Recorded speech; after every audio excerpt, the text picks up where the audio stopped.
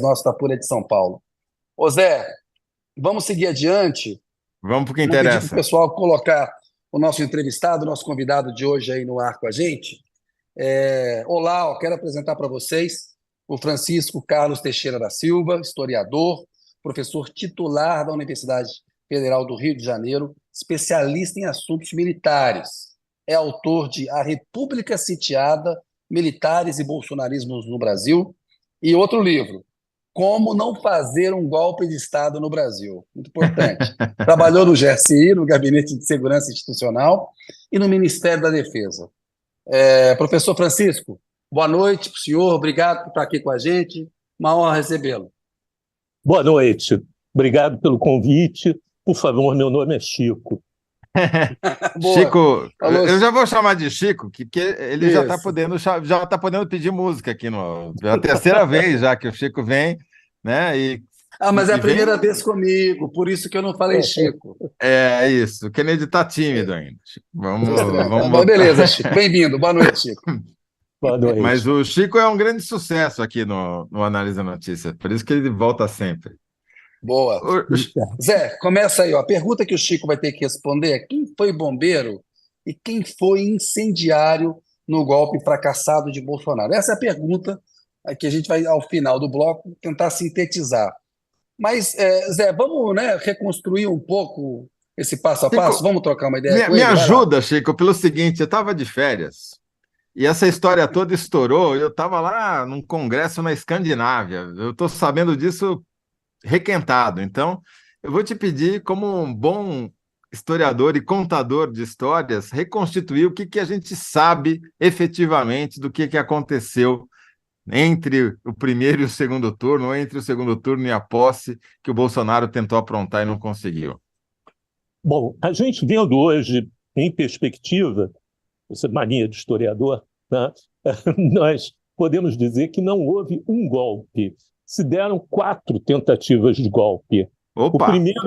O primeiro foi no 7 de setembro de 2021, quando ele reuniu multidões em Brasília, São Paulo e Rio de Janeiro e disse que não ia mais acatar de sentenças do Supremo Tribunal Federal e iria mandar prender essas pessoas, que tinha que caçá-las e coisa parecida.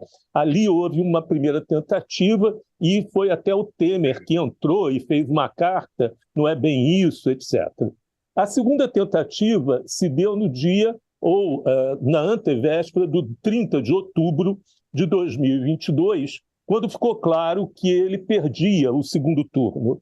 E aí aparecem as minutas, tanto do Anderson Torres, quanto no telefone do tenente-coronel Mauro Cid, sobre na intervenção, destituição do Superior Tribunal Eleitoral e convocação de novas eleições ou dar a vitória ao segundo colocado nas eleições.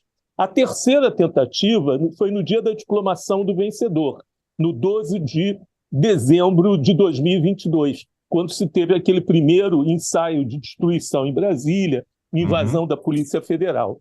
E a quarta final foi no 8 de janeiro de 2023.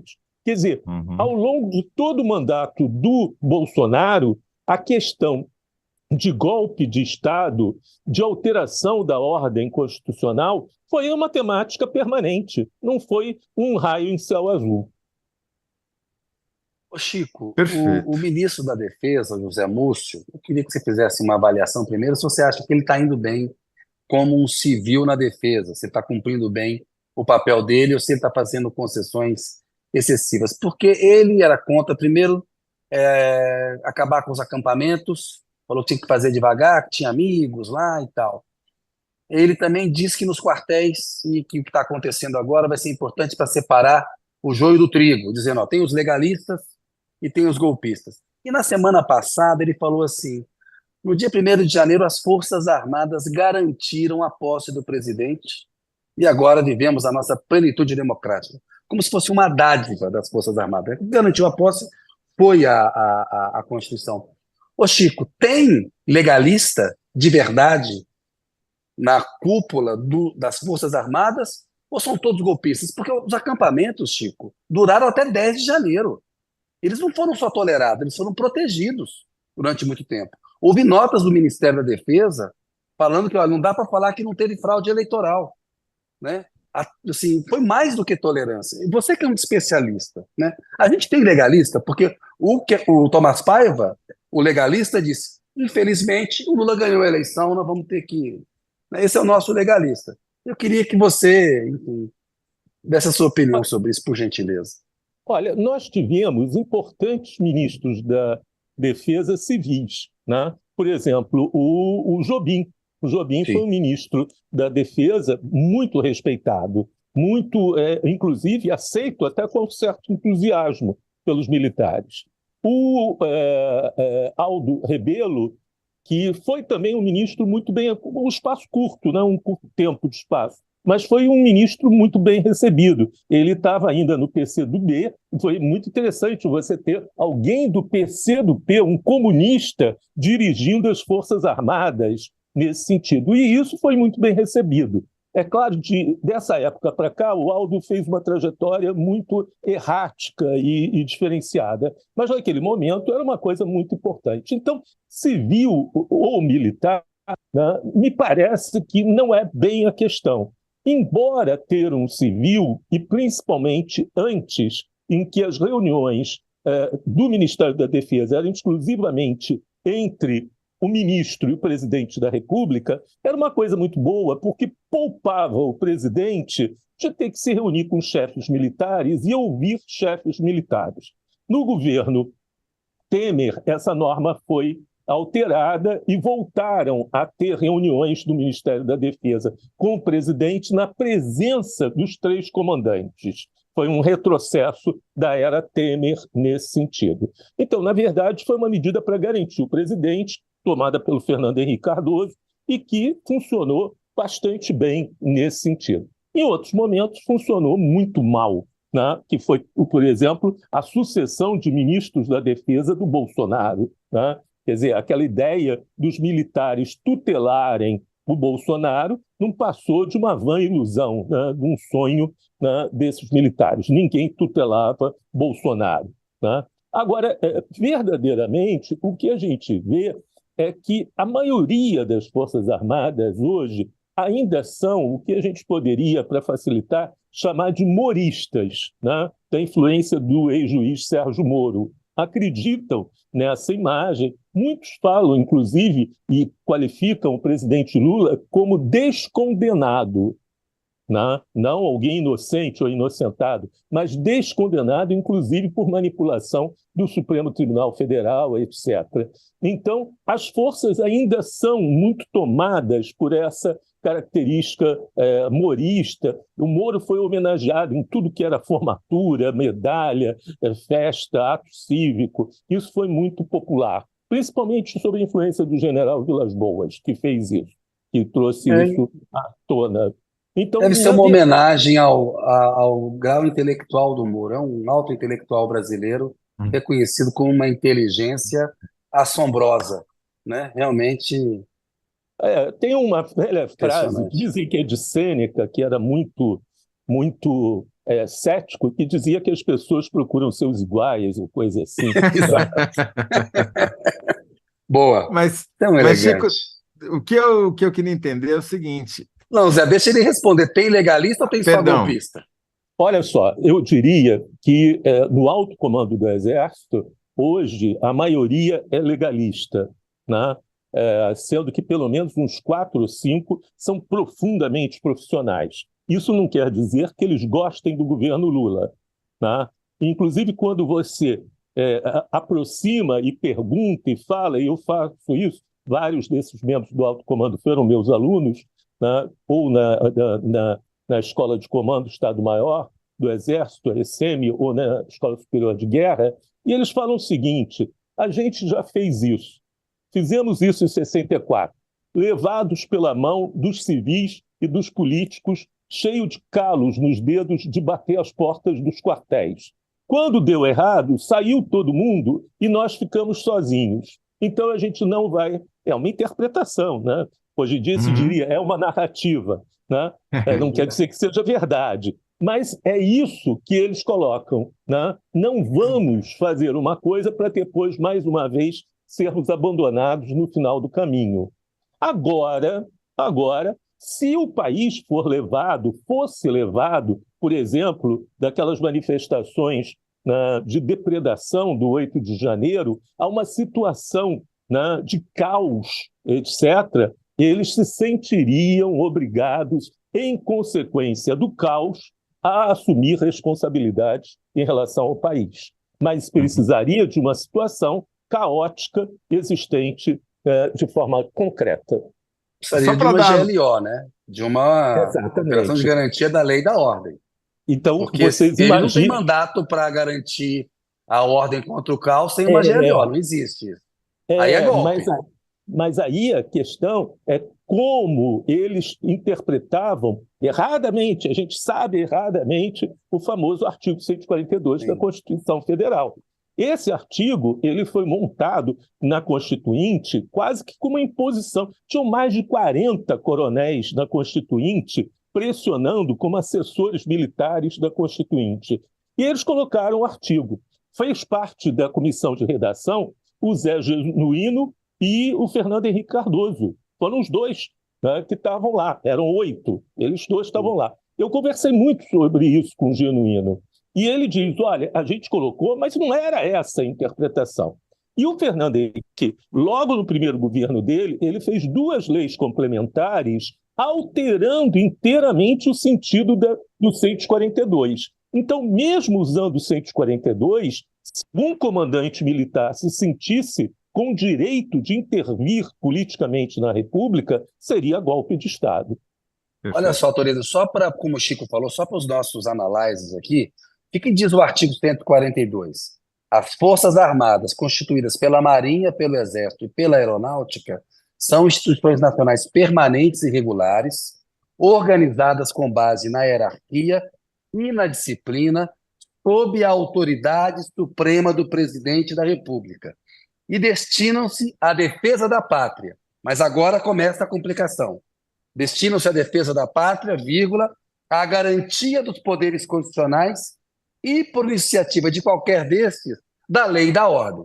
Então, assim, para poder acabar com o caos, tem que ter uma iniciativa dos poderes. Eles interpretam não, que isso daqui daria para eles um poder moderador, que não existe. O Supremo já disse que não tem. Mas é esse o artigo aí do qual a gente estava falando Mas que o isso Chico é uma ficou. coisa interessante. Quer dizer, tem 2 leis complementares decorrentes daí. Eu não sei qual é a tua edição da Constituição, mas se for posterior a 98, tem as leis Tem aqui. complementares aí. Tem aí. Isso, E ela diz o exato. seguinte: o pedido de uma GLO não pode partir de um comandante militar. Ela parte do governador do Estado, que encaminha ao ministro da Justiça, que faz um parecer jurídico sobre isso. Eu, no Ministério da Defesa, eu acompanhei isso várias vezes. E o ministro da Justiça encaminha, então, ao presidente da República, que, em aceitando a sugestão do ministro da Justiça, indica o comandante militar local para o exercício da função. Foi assim que o Braga Neto se tornou interventor no Rio de Janeiro. E ele tem que fazer um comunicado ao Congresso Nacional, dando conta da razão disso. Então, é uma coisa bem amarrada, bem complexa, que de maneira alguma pode partir do comandante militar, seja do Exército, Aeronáutico ou da Marinha, né? Aí estava resolvido. Mas, mesmo assim, parece que eles não entenderam. O deputado Zaratini, do PT de São Paulo, fez um projeto de lei sobre isso, projeto que está parado. O governo, através do José Múcio Monteiro, fez um outro, competindo com esse, inclusive estabelecendo que qualquer militar que queira ter participação política tem que passar automaticamente para a reserva. Isso criou alguma confusão e o próprio governo recuou. Então, o que complementaria esse entendimento mais democrático do 142, hoje está sob polêmica, não está bem estabelecido. Agora, uma coisa, desculpe estar alongando, uma coisa tem que ser clara: os governadores adoravam GLO. Quando você recebia um governador no Ministério da Defesa, você podia saber que era GLO. Se pudesse, né, os governadores colocariam os fuzileiros navais de 1 em 1 metro na praia de Copacabana, né? Porque as polícias estaduais não resolvem, né? Então, esse é um problema de segurança pública e de política de segurança pública que tem que ser enfrentado pelo governo. Isso começou, se eu não salvo engano, virou moda, quer dizer, deve ter começado antes, mas virou moda e ganhou o imaginário popular nos Jogos Pan-Americanos em preparação para. Foi no Rio de Janeiro, né? Eu tive casos mais limitados, mas ali é que virou vitrine. Chico, eu queria voltar para a bendita reunião que, segundo o Tenente-Coronel Mauro Cid, houve entre Bolsonaro e o alto comando do Exército, ou entre, não sei se estavam uns 15 lá, que teria decidido praticamente quase uma votação se ia ter golpe ou não ia ter golpe, né? Explica para a gente o que dá para a gente entender dessa reunião, quem foi quem e quem foram os principais personagens, digamos assim, quem era o advogado de defesa do golpe e quem era o promotor que derrubou a ideia. A reunião não foi com o alto comando, foi com o comandante das 3 forças. Foi o comandante das forças, né? Essa é a primeira questão. E eu trato como suposta delação do Cid, porque o conteúdo dessa delação não foi publicado. A gente tem vazamentos específicos, então eu não sei se é exatamente isso. Sou historiador, eu sou escravo da fonte, né? Então, é isso que a gente acha. Estava lá o presidente, estava lá, né, o ministro-chefe do GSI, né, o Augusto Heleno, estava lá o comandante de cada uma das forças, inclusive o comandante da Marinha, o almirante Almir Carnier, que já era conhecido, né, por causa daquele desfile de blindados queimando diesel em Brasília, e por outras declarações, e por ter chegado a comandante da Marinha, sem ter cumprido necessariamente o cursus honorum, né, do posto, né, sem ter passado por todos os degraus que se espera de um comandante da força. O que faltou no currículo dele para chegar a comando de uma esquadra. Ele não foi isso contraria a tradição. Contraria bem, né? Então, e por que isso aconteceu? Por causa das manifestações bolsonaristas dele, né? Então, isso já era conhecido. Agora, tudo isso que aconteceu, e se é assim que aconteceu, eu supondo que a fonte é fidedigna, parece que o que está acontecendo, e combina com a entrevista do general Tomás a Eliane Cantanhede, né, que foi uma coisa muito esquisita, em que o general Tomás não só endossava a acusação a Garnier, mas debochava, dizendo como é que eles iam trazer os navios para o Lago Paranoá, que como é que a Marinha ia dar golpe, fazia um xiste desse tipo, que a jornalista seguiu, né, literalmente, fez alguma gracinha em relação a isso. Isso tudo tem problemas imensos. Primeiro problema, parece claro que o Mauro Cid, que é inteligente, não é à toa que ele foi 01 de turma tanto tempo, era chamado pelos colegas o príncipe, né, coisa parecida, ele está tirando a responsabilidade, né, dos setores do Exército mais próximos a ele, é o pai dele, e jogando isso para a Marinha. Nós sempre brincamos nas Forças Armadas dizendo que é mais fácil a Marinha do Brasil entrar em acordo com a Marinha da Argentina do que com o Exército Brasileiro. Né? Isso é uma velha fala, né? Quando se tentou criar... É culpa da Marinha, deu errado a culpa da Marinha. É culpa da Marinha. A segunda coisa é esse xiste, onde que estão os navios no Lago Paranoá, essa coisa toda. Bom, a gente tem que saber que a Marinha ela tem sob suas ordens o Corpo de Fuzileiros Navais, 18 mil homens em estado permanente de serviço, extremamente adestrados e armados, e com capacidade de desdobramento imediato para qualquer parte do país. Ou seja, tem aviões, helicópteros, caminhões, etc. e tal. Então, se eles quisessem dar um golpe, eles poderiam ter um golpe. No Brasil, a gente só tem 3 martelos, né? Um é a Força de Paraquedistas do Exército, o outro, o Corpo de Fuzileiros Navais, né? E o outro é a possibilidade de você ter o uso da Brigada de Forças Especiais lá de Goiânia. Tem algumas coisas Explica o conceito de martelo, Chico, para nós que somos essa leigos. brigada é que ia ser comandada pelo Mauro Cid em Goiânia. Exatamente. Quer dizer, a ideia é você ter uma força que você possa, num espaço de 24 horas, colocar em qualquer parte do país ou da fronteira com capacidade de bater num presumível inimigo ou adversário. Então são os fuzileiros navais, 18 mil homens? 18 mil homens, o que é bastante. Quer dizer, para a nossa ignorância civil, 18 mil homens com aviões, caminhões... Helicópteros, jipes, tá. etc. Chico. Por sinal, o comandante do Corpo de Fuzileiros Navais é um ex-aluno meu, o almirante Carlos Magno, brilhante almirante, que jamais concordaria com essa fala do Garnier. Né? Quer dizer, esse martelo estaria inutilizado para dar o golpe. Não sei, eu diria que seria muito difícil. Tá. Perdão, só uma coisa. Nós temos 2 outras coisas boas e eficientes no Exército, que é o grupo de guerra na selva, que funciona lá no Amazonas, e o grupo Caatinga, que funciona no interior do Nordeste, que são territórios muito difíceis de ação, né? Mas esses 2 grupos, Guerra na Selva e Caatinga, eles estão presos ao seu ambiente de luta. Eles não são projetáveis, né? Projetáveis só forças especiais, fuzileiros navais e paraquedistas.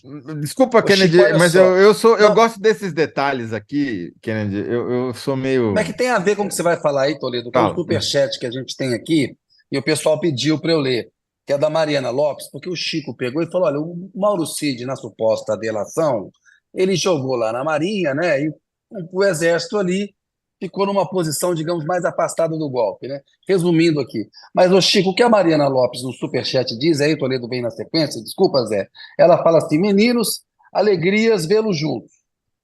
Professor Chico, delação de Mauro Cid surpreendeu? Sendo a delação uma indignidade, isso na opinião da Mariana Lopes, qual seria o mal maior que se buscou evitar? Né? O que está por trás aí da delação? Ela pergunta. Isso é importante. Veja só, a delação, e o próprio nome delação, né, ela bate muito mal a alguém que veste uma farda de oficial. Né? Imagina se a gente está em guerra e essa pessoa é presa e colocada numa situação adversa. Vamos imaginar aqueles oficiais americanos presos 3, 4, 5 anos naquelas gaiolas de bambu no Vietnã. Né? Quer dizer, que se mantiveram, inclusive aquele que foi candidato à presidência da República contra o Obama, foi prisioneiro, parece, 8 anos numa gaiola de bambu. Né? Então, John Kerry. Oficial...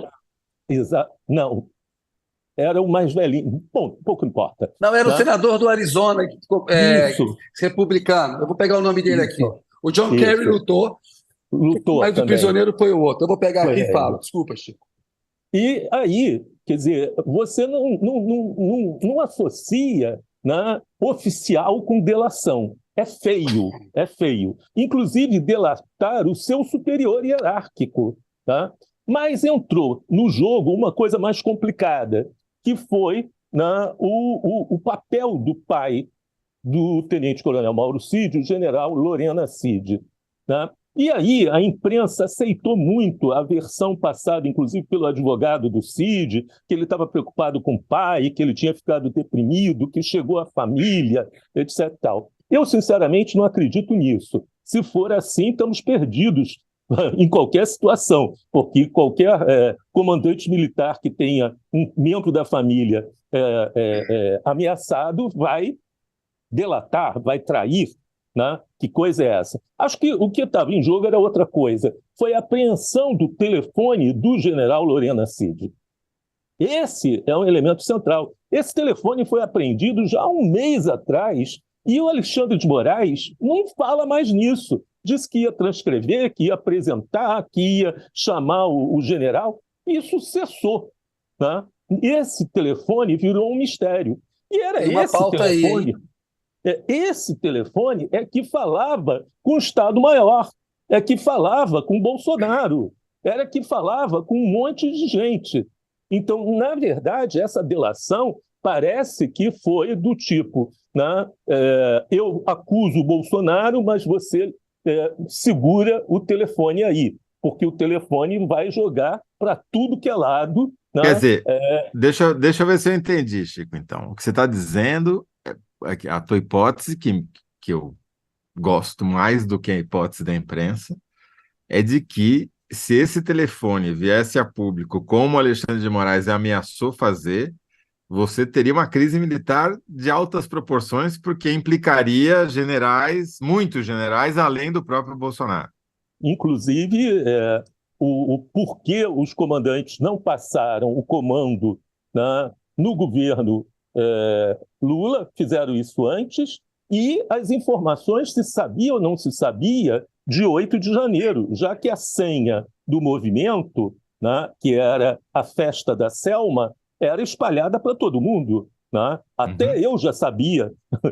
A festa da Selma, em alusão à cidade do Alabama, chamada Selma, onde negros foram massacrados pelos supremacistas brancos. Teve um filme, né, famoso chamado Selma, inclusive, e eles usaram esse massacre supremacista branco como a senha para o 8 de janeiro.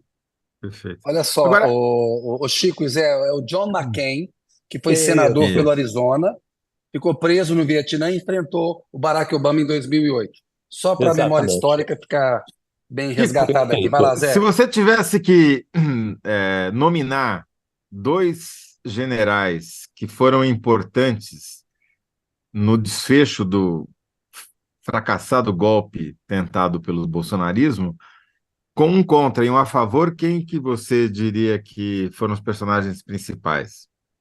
Eu diria que tem 3 militares desaparecidos desse cenário e que não poderiam estar desaparecidos desse cenário. O primeiro é o coronel Fernandes da Hora, que era o comandante da 4ª Presidencial, que cuidava do Palácio do Planalto.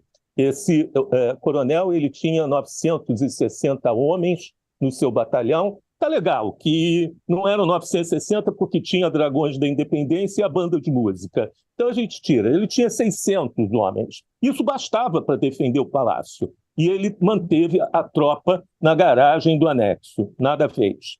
O general Dutra, comandante do Planalto, que tem acesso a sistema de informações do Centro de Informações do Exército, da ABIN, do Gabinete de Segurança Institucional, e ficou paralisado o tempo todo, nada fez.